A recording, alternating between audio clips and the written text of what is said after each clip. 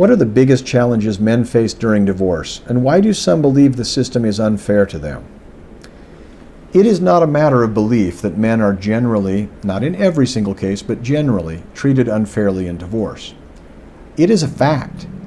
This is why many men rightfully believe the system is unfair to them, because it is generally unfair to them. Courts generally, not in every single case, but odds are that courts generally formulate and apply enough factors and tests that appear neutral, but disproportionately affect fathers adversely for no good reason, so that mothers are awarded sole or primary custody for no good reason, and other than just being mothers and women.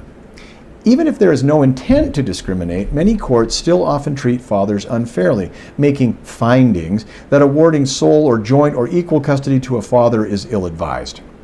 A few good examples of this are, number one, the primary caregiver factor. Unless both parents spend precisely the same amount of time providing the same amount of personal care and supervision to their children, the courts will find that the parent who spends 51% or more of the time caring for the children to be the children's primary caregiver.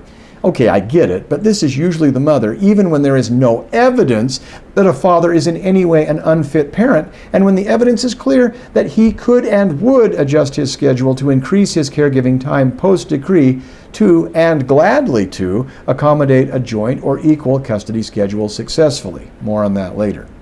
Number two, devaluing financial caregiving.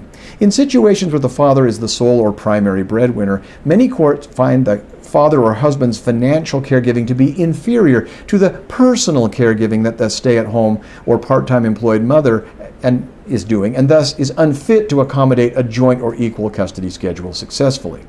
3. Subjectively valuing one fit parent's parenting style over the others.